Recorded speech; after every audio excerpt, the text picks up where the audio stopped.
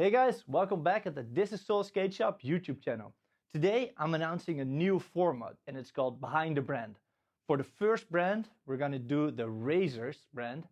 And in this video, I'm gonna dive into depth and tell you everything there is to know about razors.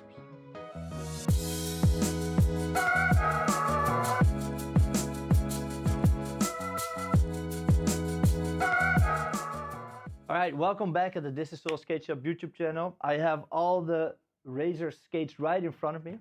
Razors is a brand based in California and it's run by Andy Wegener. Razors is part of the Sunshine distribution and also the brands Ground Control, Rain and Remedies are also underneath the same distribution. So that's maybe good to know as a little background story, and that's why you see some resemblance between those four brands. Me and Andy had a long talk at the winter class of 2020. This is almost 2 years ago right now. It's the last winter class that happened so far. And together with Andy in that interview, we dove into depth of the Razors brand. The Razors is an interesting brand because for the longest part of their history, they only made aggressive skates like you see here. But recently, they actually made a freestyle skate with 80mm. And interestingly, that's also how they started. In the interview, we go through all the phases that Razors has gone through. So Razors actually started out in the Sunshine brand. And the Sunshine brand was at first just selling like snowboard gear and windsurfing hardware and clothing. And only later on in the mid-90s, they started also selling aggressive skates, and in the late 80s also recreational inline skates. Then after that, of course, their hardware evolved from the Cult to the Genesis to the SL, and then last part, the Shift. In this interview, it's quite interesting because it's an old one and it's pre-Corona, like only 3 weeks or 4 weeks after this interview, Corona happened and our sport kind of like exploded because suddenly everybody was limited in their abilities to do any sports except for inline skating and other outdoor sports. They grew a lot. At that point of the interview, we didn't really have any clue of that happening. So it's quite funny to see us like speculating of what would happen if the sport would grow. And you see that I have some opinions on that and Andy has some opinions about that. So it's quite funny to see that in retrospect. And another thing I'm getting really hyped about is the terminology that Andy is using, because I prefer using the correct terms inline skating, and then Andy is using the term blading, which I don't think has a big future in our sport. If you want to learn more about that, I made an entire video just about the inline skate terminology and why I think it's so super important. I'll drop it in the description of this video. And also you can learn more about it just by watching the rest of this video. So without further ado, here it is, the complete interview with me and Andy talking about behind the brand of Razors. Yeah, all right. Hey guys, welcome back to the Thisissoul Shop YouTube channel. I'm here with Razors owner Andy, and we're gonna do a little history lesson for you. So Andy, how are you doing? Great. All right, cool. We're here at Winter Clash, of course, right now, and having a lot of fun. But now let's get back to where it all started for you. Can you tell me, where did you grow up, and how was that? How was your situation? Are you like an only child? Like, was you really active? What kind of child were you? I actually I grew up in Germany, a small town called Rosenheim. It's like in the very southeast, like 20 minutes from the Alps. Oh, nice. 3 hours from Italy. So whenever the weather was bad, we went to Italy, and had actually a big impact on my development because like I was super active. From my parents, they took me skiing and hiking and all this stuff, and so I grew up with extreme sports. And when I grew up, all my friends, it was all about skiing, and you were only respected if you were a good skier. Okay. You know, if you're only fast, and you have to You had to be the best, you know. Wow. Only then were you respected, you know. Even in summer, it doesn't matter, you know. You had to be a good skier. Anyways, and then so one time windsurfing came up. That was like way back, so 70s. So my dad started that, and I loved it. Windsurfing. Windsurfing, yeah. Then I was one of the first of my group who started it, and we did that 24/7. And then hang gliding came, we did that too. So we did everything, but it was dangerous, and we thought we were invincible, you know. But anyway, windsurfing was a catalyst for the start of my business. We were so hooked, just like bladers today, you know. We did it 24/7. We only talked about windsurfing, nothing else, you know, like about tricks, about equipment. We traveled anywhere we went around the world, you know. It's kind of like the same thing when you come to Winter Clash, you know. You meet so many people and you've only heard about, and then, oh my God, this is you, finally you get to, I get to see you. Yeah. That's basically, it's the same concept, you know, and it's so rewarding, it's so exciting, you know, it's basically your whole life revolves about that sport, you know. Anyway, and so I got so excited, and I decided, you know what, and through hang gliding, I met a guy who was into injection molding. They made products for windsurfing actually, and then I thought, you know what, hey, do you mind? Can I buy from you and resell it? I said, yeah, no problem. And that's how I got started. So I went to college at that time, and then I started my business on the side. How old were you then? 20. You were 20? Yeah. So you started as a shop, kind of? Yeah, a retail store, Yeah. kind of like online. Not online, there was mail order. There was no online, there was no internet, you know, it was mail order. And I had like a printed catalog, so just like photocopied it that I mailed out to people. But anyway, so that's how I got started. And then eventually I went to California, and I imported foams from to build surfboards, and that became a huge wave. Basically what it was, like, people shaped their own surfboards, laminated, and I brought in all these materials. The materials are so much better and more beautiful in California than anything you could get here. And then I decided, and then I brought in more and more products like fins and foot straps, harnesses, all kinds of stuff. Actually, I was the first distributor of Dakine. You know, Dakine they make bags, which is a fairly good company. And I was at his place, and I stayed at his house, and he just started a year before me. And we were totally buddies. We were like, I stayed there for 2 weeks. And so the business got bigger and bigger. And then eventually I started making my own toolings, because the problem was that something the boom breaks or the mass base breaks, and that's the worst thing, you know, because in windsurfing you need strong winds and waves, and it has to be in the perfect direction, and you only have like 2 or 3 days a year when it's perfect. The worst thing is if anything breaks, then you have to swim in, you know. No, that day is done. Ever since I realized you can't have a product that breaks. And so it's mass bases and the boom ends. So actually it's the same material that I'm using on frames these days. That's why the frames don't break. It comes back to that, yeah. Good. Anyway, so Can we touch on like how did you move to California in the first, like what you were already selling kites? Was it? no, windsurfers. Windsurfing, So you were already selling windsurfers, but why did you change to California, and how did, I mean, it's a pretty big step. Okay, so what happened is, a German boy from a small town. So what happened is from the windsurfing, so my windsurfing gears, I started making my own parts. They become very popular. All the pros around the world or around Europe are using them. And then eventually I started making t-shirts just with sunshine printed on. And all of a sudden it was the best-selling item. And then I developed that into, I made sweatshirts, shorts, bags, all kinds of stuff, and it turned into a clothing company.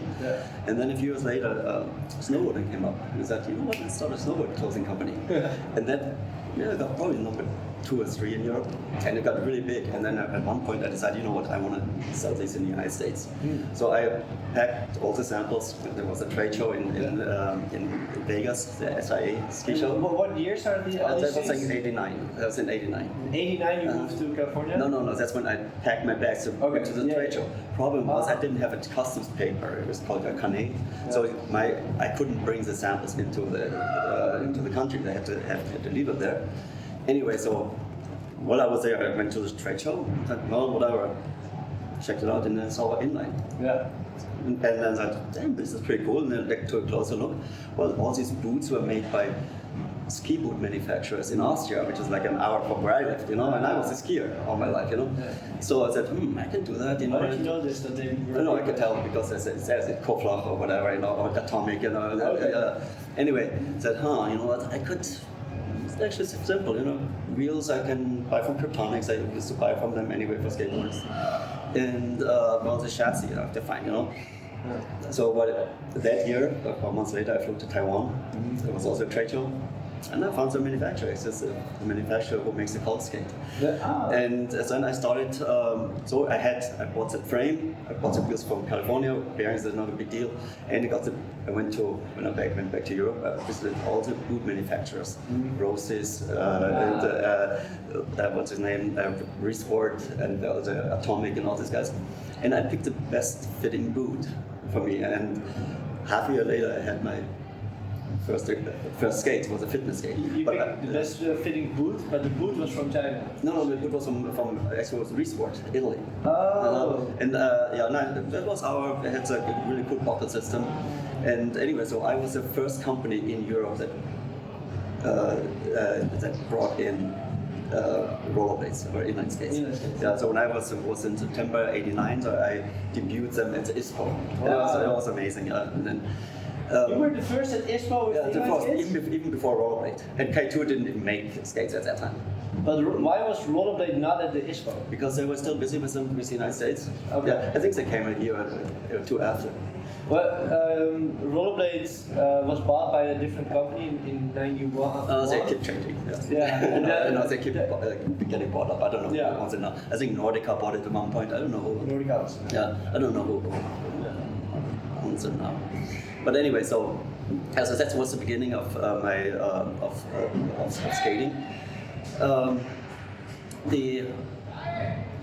And the problem was that my snowboard clothing line did extremely well. Yeah. So I was a little bit spoiled, So I didn't put that much energy into the skates, and then rollerblade came in K2, and they did a lot more promotion. And I just sold so much clothing, so it was so easy, it was a lot of fun, So I kind of didn't push blading that hard, but then in 95, 96, I decided to start. Wait till 94. I wanted to start my clothing business in the United States to distribute my clothing over there. Yeah. But then I realized, it's way too hard to get into the snowboard market because it's so established. Nobody knows me. Nobody knows I don't have riders. It's hard to find a rider as a nobody when you start out, Yeah. But anyway, so I bought that house there, and because the real estate market was really down at the time. I bought it the same day actually, and then I decided, what. Then I noticed aggressive skating, I saw Chris Edwards, and he had a little shop in Escondido, and I said, that's actually really cool, And it already. What year was that? That was 94, 95 actually, 95, yeah. And then I decided, I want to focus on this aggressive because it's more related to what I'm doing anyway. It's the same concept. It's like it's not team sports. It's like individual sports. Exactly the same thing what I did in windsurfing. It's about tricks. About the gear and camaraderie. And then that's when I started. Decided I only focus on aggressive because you can actually market it much better. How can you market? Fitness skates, nobody looks up to who's the best fitness skater. Nobody cares. People buy it to have fun, But in aggressive, it's the same. Like in snowboarding, windsurfing, you can sponsor the best riders, and then you can build it up, Yeah. And so that was. So in '96, that's when I started doing aggressive, and it was also hard because I was a nobody. Nobody knew me in the United States. Yeah. And so it was also hard to find riders. The first rider was Marco Inter, I saw at the YMCA in Encinitas, and Mike Scott, I think I met him there too. But they were also fairly new. Eventually, both of them became world champions a few years later. But at the beginning was a little bit hard. Eventually, what helped is I got, since I was in Encinitas, so a lot of the top riders skated to YMCA there. One time I met everybody, Arlo, and I had a guy, Steve Zeiss, he was a famous skateboarder, and he helped me with filming and with team management. And so I invited everybody for dinner one night. And then Arlo was there, and he met Steve Zeiss, and he was super impressed because everybody looked up to him, and then that was kind of like the tipping point. And all of a sudden, like, Arlo said, "Oh, Andy is actually pretty cool," you know. And in that moment, the whole world. 3 weeks later, Razors is cool. And then from then on, it was fairly easy. So I got I think Rafael Santos was one of my first main riders. I don't remember him. He was the one who went 11, 12 feet of coping. It was amazing. And Marcos Nogares, he was one of the first. And then from there on, it was actually smooth sailing. And what year was that again? That was probably dinner? I would say it was probably 96, 97. Yeah, 97 probably. Yeah. And how did the product evolve in that? When did you actually make the first aggressive skate? And can you talk about the pre-aggressive skate a little bit more? Because you said it's like that was one of the first in Europe, and you said like where the bits and parts came from. But did it evolve maybe? This is also something I don't know. Okay. Like how many different molds did you have from like 89 to 96? Well, at that time I was still buying boots from different manufacturers. Since I was based out of Germany, in Germany there was the aggressive skating, so to speak, was different. People were jumping off roofs and or did kind of things, but they didn't do the grinds what they did in the United States. So our focus was on like bigger wheels with shock absorption and but not about grinding, you know. So my first skate it's called the Stunt, has a metal grind plate, and but it was not what the kids in the United States wanted. So I had to really develop a new skate, make it like an all plastic frame. And I think it was called the Impact 100, the Impact 200. It was still not my own boot, it was a boot from China, but at least it went in the same direction, you know. It was like not flashy, it was like very basic and low, and but it was a good skate, good enough to get the riders comfortable to ride for a decent boot, you know. And then I started to develop the first skate was a flat, and then problem was I released it too early. And then it took 6-7 months until it came out. So we created a huge hype. But then production got delayed. By the time it came out, it was already almost old. And then the next skate, and it was blue. The color was also like kind of not that great, you know. And but anyway, so the next skate was a black skate, and then I think it was a cream. And that's what actually is a breakthrough. Was it super flat? Oh yes, super flat. You're right. Super flat, yeah. And that's when and that was actually a sole frame, a backslide plate, and it was very advanced. And I was the first one who had a sole frame, and the first one with a backslide plate. So it really had everything you needed, you know. And what year was that? It was probably 98, I would say. Yeah. And then in 99, that's when I think the cream came out. And then this was a black boot, cream, sole frame. And I remember I had a lot of riders in New York City. Murder, Bashi, Dustin Halloran, I think Billy O'Neill too. I had everybody. Yeah. And all these guys were fairly unknown, but they were killing it, you know. Kelsos, Stockwell, Dunkel, Micah Jagger, everybody. Yeah. And because they liked the skate. And it worked. And I remember in that year, Daily Bet did a New York special, and I had 44 pages on the Razors. That was a breakthrough. And so it was, and from then on it was, plus all these guys were killing it.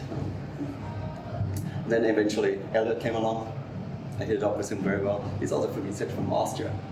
So we both spoke German, so I kind of worked well. And no, I had a really good team, and then eventually Shima, because he was tight, super tight with Elliot. That's just a cool story. You didn't say anything about the recreational skate. Well, I stopped doing the recreational skates. Can you please tell me a little bit about the period from '89 to '96? I was busy selling snowboard clothing. Regarding of the skates, like you had like just one model from that. Pretty much one model, yeah. Pretty much one model. Like it was actually a really good skate. Yeah.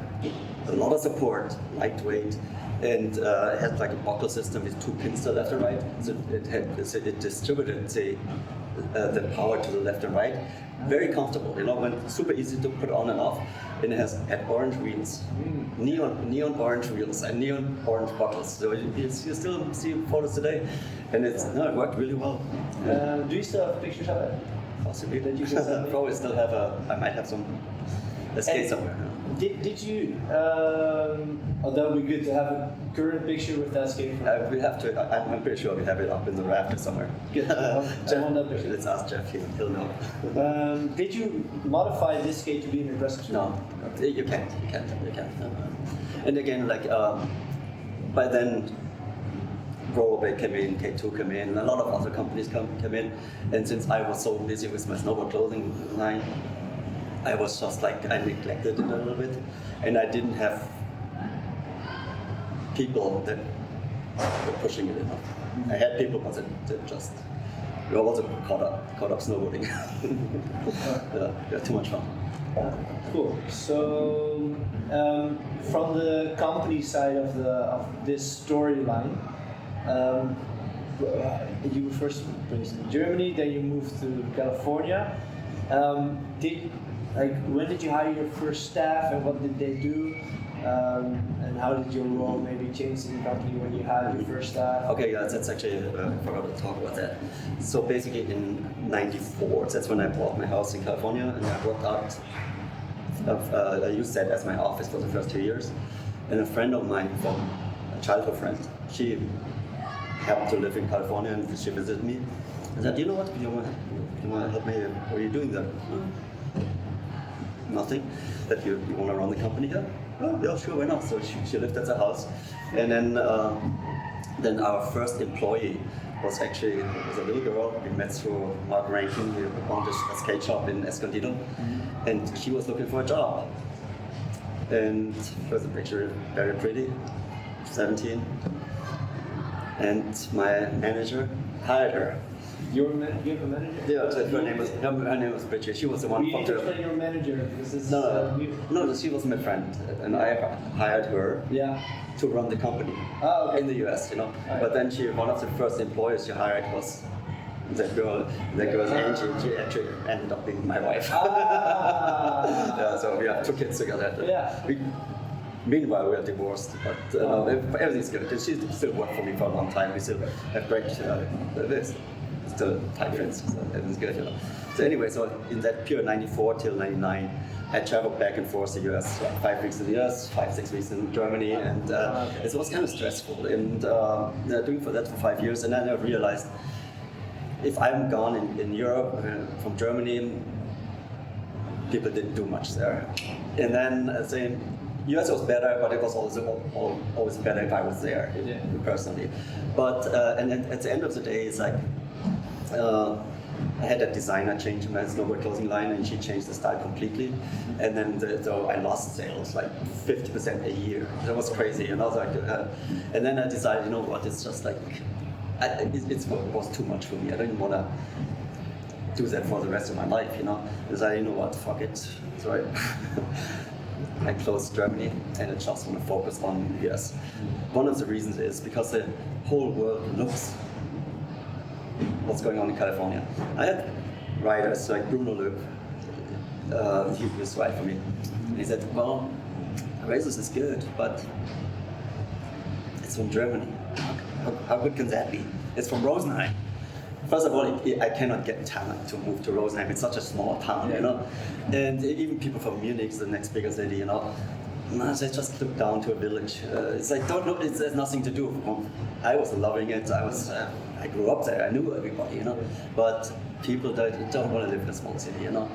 And anyway, so it was hard to get talented people. And then I decided, you know what? I moved the headquarters to San Diego. I don't have to twist anybody's arm to move to San Diego. It's a dream. It's everybody's dream to be there, right? And so eventually, I think in '98, I made that the official headquarters and for Razors, which made sense anyway because that's where we did all the R&D, all the testing, all the filming and stuff like that. And eventually, it's like in '99, I had it and I just sort of closed the company. And ever since in California. Awesome. Yeah.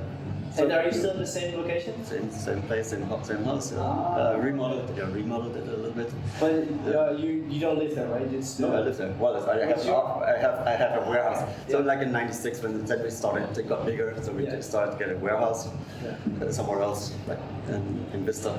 We're still in the same area. So you have right now a house and an office where you work with.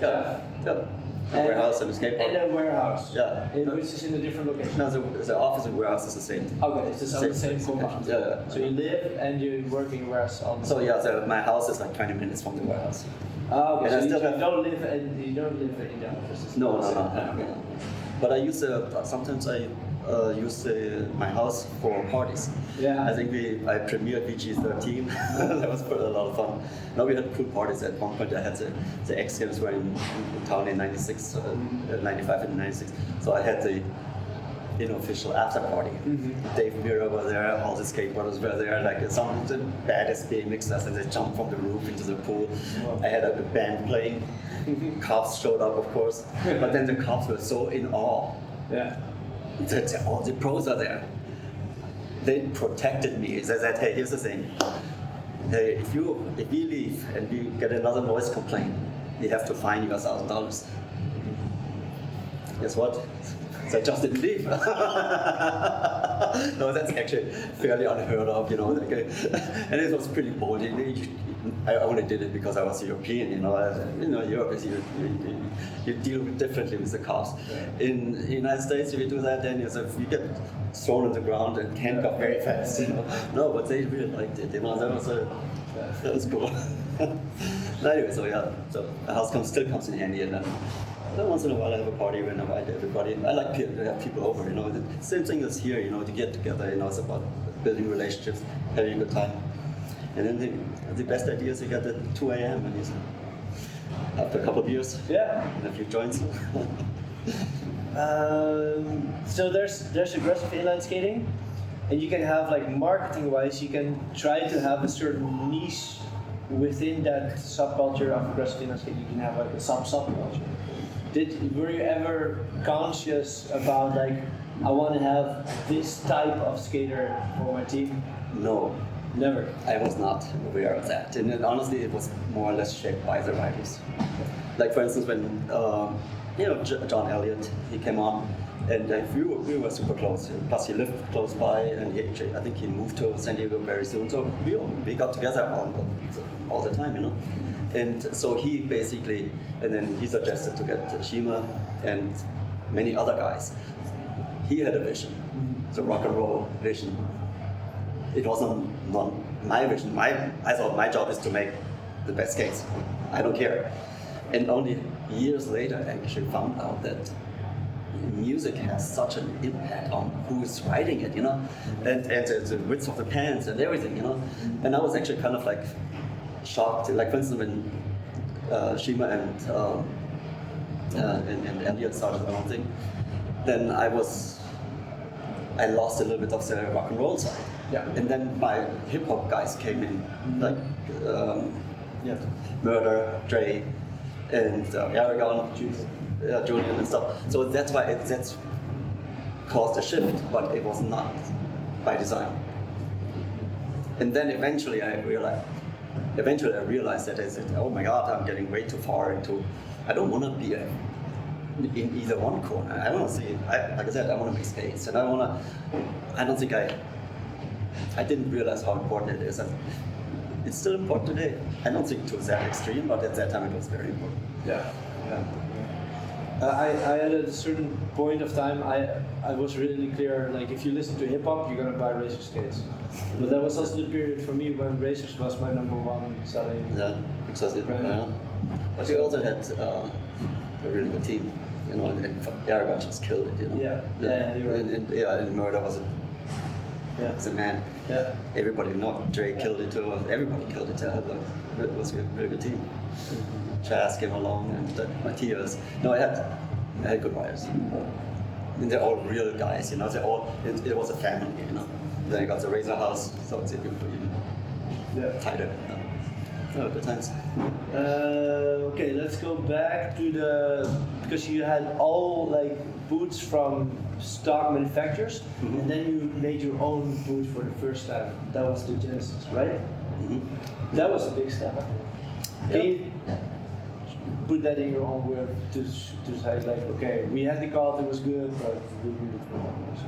Well, the idea was just like, you know, it's a cult. The problem was it had a heel race. Because it started out as it was designed for a fitness skate. And in aggressive would be better to have like a heel pad for shock absorption because all my guys are going big. The other thing we wanted is more support. And you remember the Genesis was a tank. Indestructible, you know. It's so it was the first. I think it was the first. Was it the mirror skate? I'm not sure it was a Genesis or the Murder. It was first. Anyway, and then we added the sole frame because we realized that the sole frame adds more stiffness, and it actually was a better transfer of energy. Bottom line, and we still had it until a couple of years ago. We still have it, but then I had the idea to make a skate without the bottom. That was basically the SL skate, and where you can just like. So the idea is that you can basically stand right on the sole frame. So you have, instead of having two layers, the boot and the sole frame, you only stand on the sole frame. So and the effect was you feel the ground so much better, and also the transition to boot tricks was a lot easier. It was almost like cheating. People were now that's why now, and I still think the SL is probably one of the best skates on the market, and it's lightweight. When does that come out? I don't know. 2008. So it's basically a 5-year time period between. So it's like Galt 97 or 98. 98.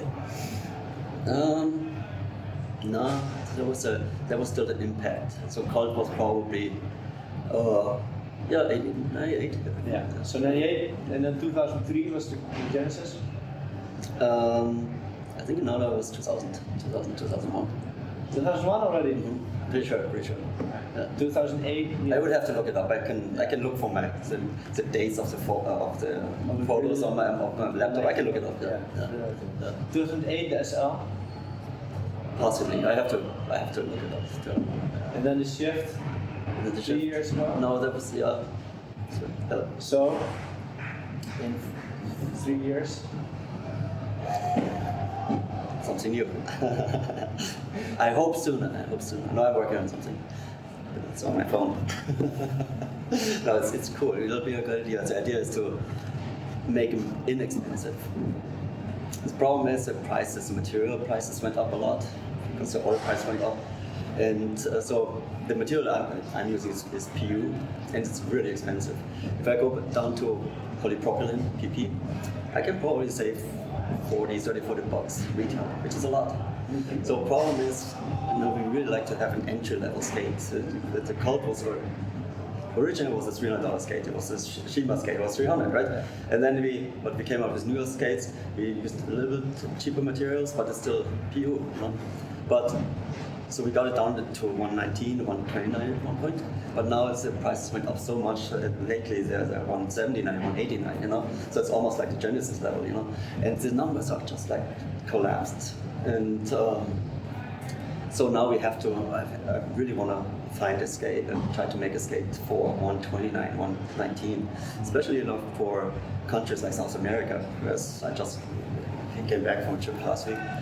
The scene is on fire. People love blading. Some of the cities are just like amazing, like Santiago and Lima is all flat and amazing asphalt, and it's a great scene. A lot of girls skate there, and in Medellin it was like a party. It's a Sunday night skate. 100 kids there, just on the box, barbecue, beer, music, announcement.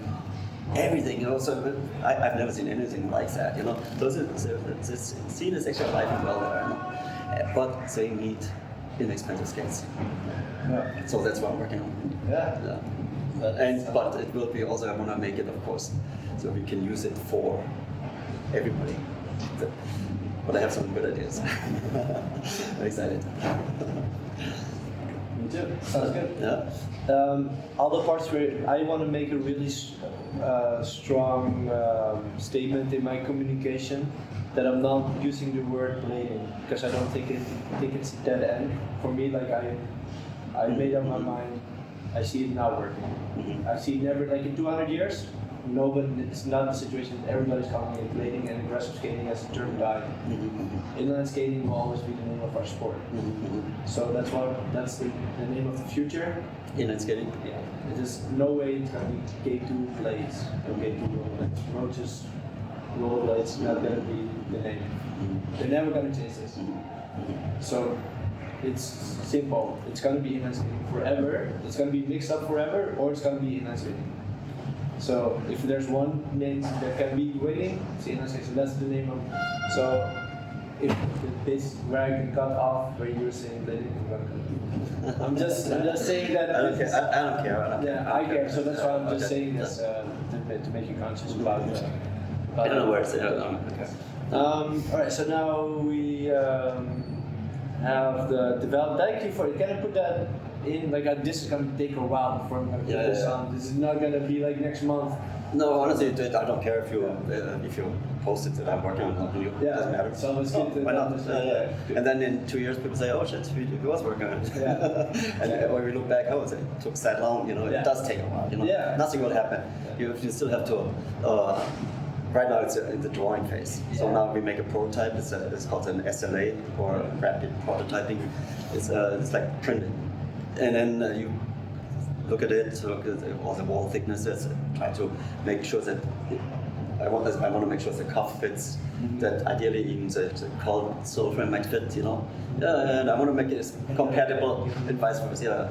I want to make it as compatible as possible. Anyway, so you see, once you have the prototype in hand, you can actually see what to change. Then you go into the tooling. That takes like about 2 or 3 months, and then get the first rideable sample. You only make it in one size, and then you test it, and then you have to make sure it's bomb-proof, because then you have to go into make all the other sizes, and but then it takes another 3 months until these soles are done, and then production 3 months, 2 months shipping. So it's a year is nothing, Yeah. I really like that you made the small sizes for the shift. The shift. Yeah, thank you for that. I was pushing for it. Yeah. Did that help? Yeah. I was listening. You was listening? Yeah, of course. Good. That's the reason I've traveled, because anytime I travel, people tell me. Yeah. There are no good skates in small sizes. No, and then they also tell me, hey, what I want to hear is what's wrong, what we can improve. Yeah. You know why? Because The liner. I fix it. The liner. The new line is pretty good. Which skate? The V3, the Rain V3. Yes, It's actually, but I have an intern right now. He's skating the calls. His tongue is as thick as mine. On the card. And it's like all the way like going down, and it's been like that for like a couple of skates where the tongue is like not really what it should be. It's not attached or what? No, it's just like the padding is either too short, so it's like tucked too far in the skate like this, it falls down, it just doesn't stay on its place, and the padding is, I don't know, and his skate, you can see it, it's like all the way. Here. Yeah, he's here. Okay. Yeah, I'll show Check you. it out. Oh, here's the thing, and also the quality, you know, it's like we are limited with the liner quality, you know, because the line is actually expensive too. Yeah. Like for instance, Derek skate, we use the top, it's an SL skate, but we're gonna put the top materials in from the rain liner, but it makes the footy box more expensive. And it's the same for working on a skate with Dom, it will be on the cold base. It will be also expensive because we use the best materials, the best liner, and so it'll be up there. It will be 280 probably retail. But so there is a lot of the material has a lot to do with it. And on the cold, in order to make it cheap, you have to make compromises. So we don't claim that's the best to be the best liner. No, there is a difference. There has to be a difference. Yeah. Yeah. All right. But no, if it's something technical we can change, you know, design-wise, just I try to change it, and it's important that I get all this feedback, you know, because a lot of times it's no, I want to make that I hate claims. The worst thing is just like remember in my windsurfing days. Yeah. The worst thing is if something breaks out in the water and they have to swim in, you know, and they feel the same way for players today. Well, the good thing is you don't have to swim in, you know, but your session is ruined, you know. And I hate it, and I don't want people to get hurt, you know.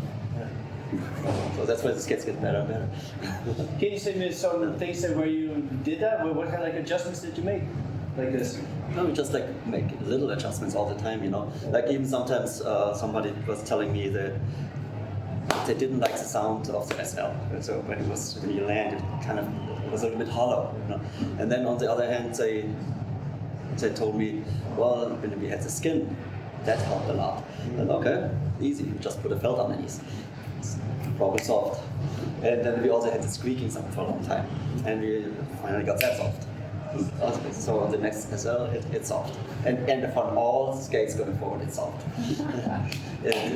No, just sometimes just tiny little things. Hey, but why not? If somebody tells me, hey, I send an email right to my manufacturer right away before I forget it. I do that all the time. Oh, that's so good. Yeah.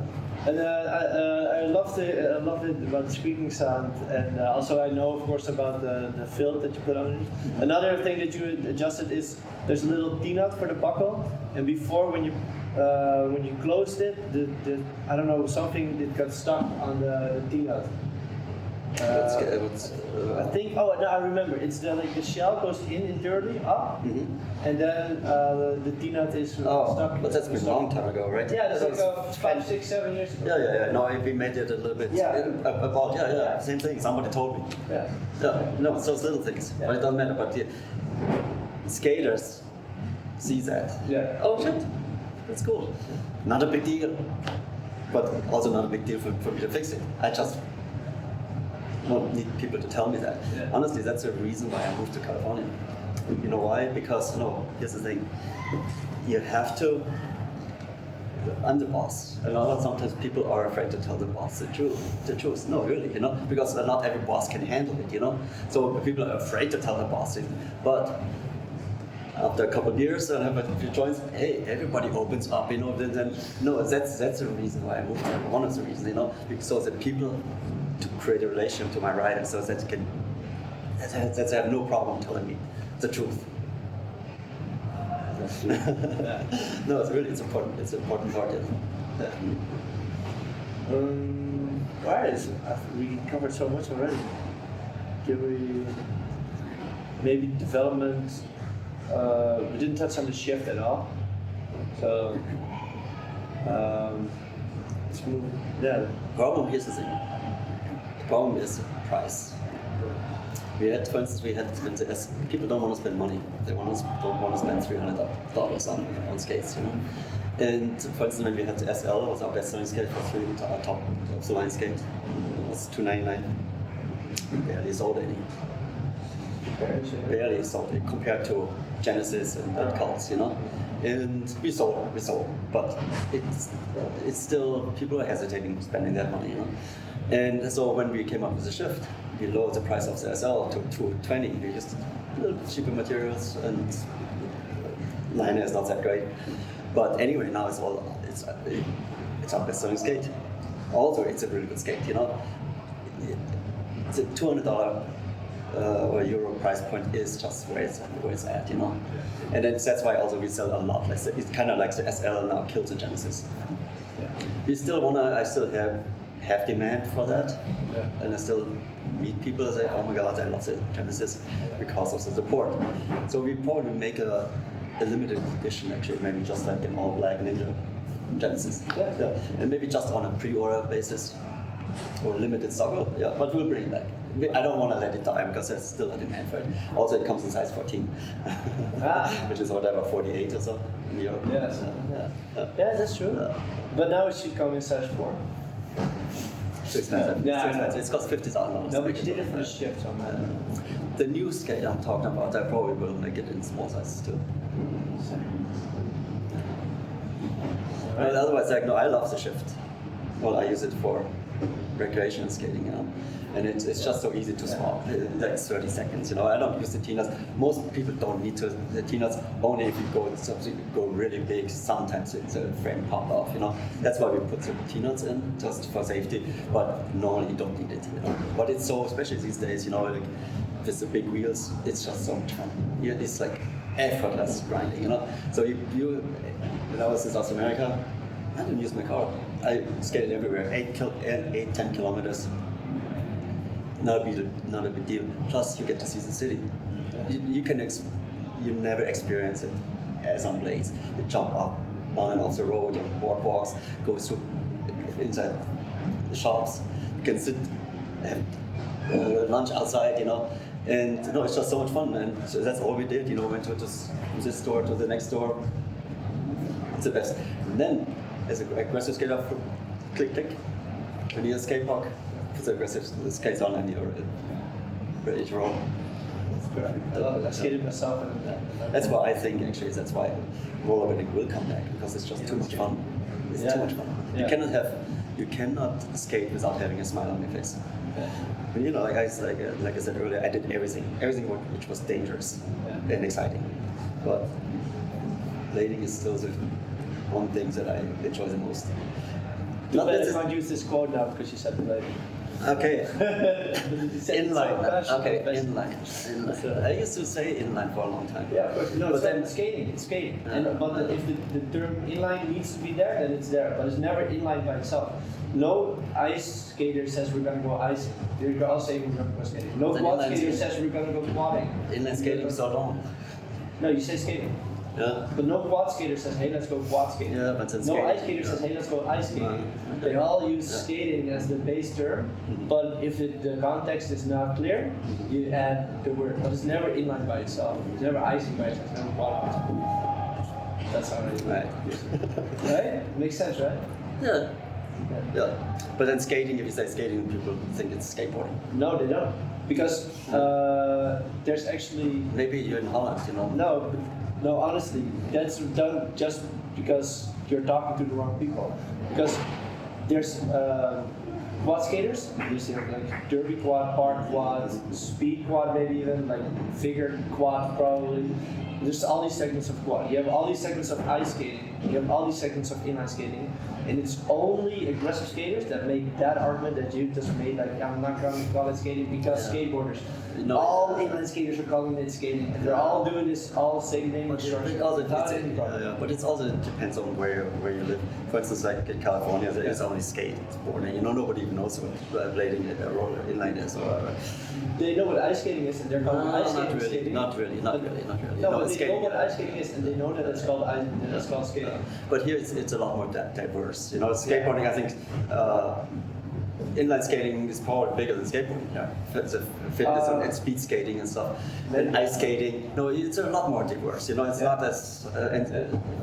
Yeah, but I think it's a really weird argument to push out our name and to mix up our entire naming structure and our identity with it and our means to communicate because of some other sport using some segment of that name as well that's like totally unrelated and we shouldn't even care about them using that as well. And while all being that, all these other sports are actually also still owning. I mean, slalom inline skaters just go in slalom inline skaters, and they're not bothered with, oh yeah, but when I go to skating, they think it's skateboarding. No, they're not bothered. It's just us. We should be pushed out of our own name. And the funny thing is that every conversation with every podcast you have or anything is always starts off with blading, but at the end of the podcast, when they really get down to the subjects they want to talk about, they're talking about aggressive skating and recreational skating. It always comes down to the real true terms that are laying under the water and that are right there. And we should, if we want to surface as a sport, we should use the terminology that's in its core is the right one. I think we should find a new name. That would be the best. No, because especially with accept it. No, Because look, it's the way I see it. Okay. If you look at skiing, for instance, skiing was it's been forever. Yeah. And then nobody came up and killed skiing, and then everybody, all the skiers wanted to be cool. They bought snowboard clothing, and they wanted to be, but they're still skiers, And of course, the snowboarders, they just laughed and said, "Hey, why don't you stick with what you're doing, instead of trying to be a wannabe snowboarder?" Yeah. Anyways, so it kind of it almost killed skiing, And then 20 years later, skiing, they came up with the twin tips and made it a little bit more tailored, and then it's called free skiing or something. Anyways, a little bit tiny change. Probably an old-time skier would say, "Hey, what's all the fuss about? I can do that in my sleep. What you guys are doing?" No, but it was new and a new name, and that changed. Not new. Then freestyle skiing was already there. Either way, but they made it. The new packaging. Yeah. And but that changed. No, but it changed all the tricks and that stuff. Yeah. But it was new, and it was new, a new twist, and that made all the difference. Nothing too much changed, but it was new. The kids wanted it was new, and then now these days, none of the kids are snowboarding anymore because that's what the parents are doing. Seriously, no, and that's not cool anymore. They want to do something new, but it was a new twist, So I think if you, especially now with the big wheels, I think it would be good if you would give it a new. I think that would make even more confusion. If you make any attempt of making a new name, it would add to the confusion. Because the thing is, look at this way: if you talk to the media, TV or something, because inland, they already said, "Oh, been there, done that." No, but if it's something new, oh, cool. So it's okay. Let's say in 5 or 10 years, nobody remembers what inline skating is, at least not in the US. Here it's been almost 35 years, but the peak was 25 years ago, almost 25 years in 95, 96. So a 25-year-old wasn't even born. So in 10 years, all the young people that nobody knows about it. And then, but either way, if it's a fresh term, hey, then everybody at least listens. Because if you use the same thing, people say, "Oh, I haven't been." Done it, But there's also a certain point that something that has been can be come back. But then if you try to repackage it's that's it. That's right. It's not a big deal because it's too much fun for not to come back. I don't think it will come back. I don't think that's the focus. I don't think that we should focus on it because that will set us up for failure. No, it's never gonna be as big as it doesn't matter. If it doesn't matter, but it will come back because it's too much fun. Everybody likes rolling. Most people did not experience that. How much fun it is. Yeah. If you experience that, the key is of course good wheels and good bearings. But it's that endless rolling. It's amazing. So that's why it will come back because it's one of the most exciting activities. And you can do it everywhere. I always take my skates, put them in my carry-on. Yeah. That's where actually the shift comes in because you take the frame off. Yeah. You have to because the wheels are so big. Yeah. You cannot fit them in carry-on. And then hey, you travel in the summer and it's you don't need much. And I hate to check in bags.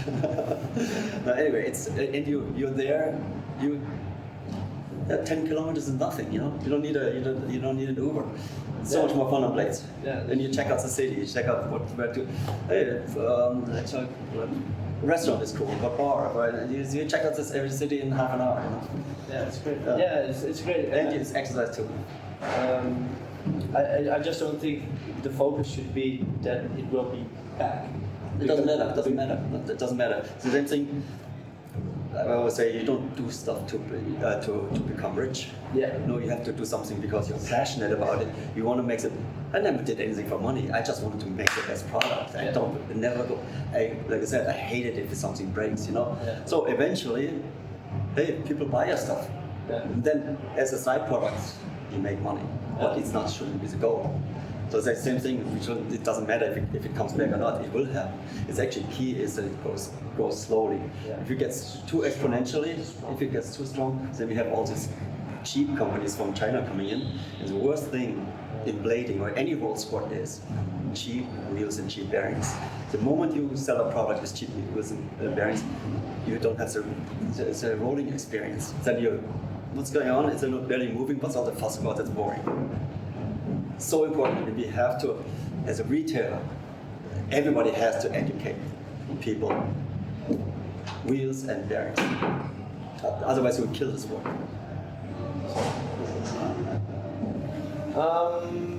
Let's wrap it up. And after that, I have 2 more fights I want to fight with you about. How about a beer? Let's go for a beer. Yeah, I'm thirsty. sure. Yeah. All right.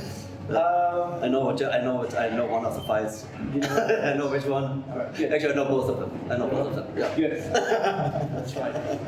Andy, let's go for a beer. Nice. You don't have to do it alone. Here in the stairway. Also Andi. How do you? Ja. Du?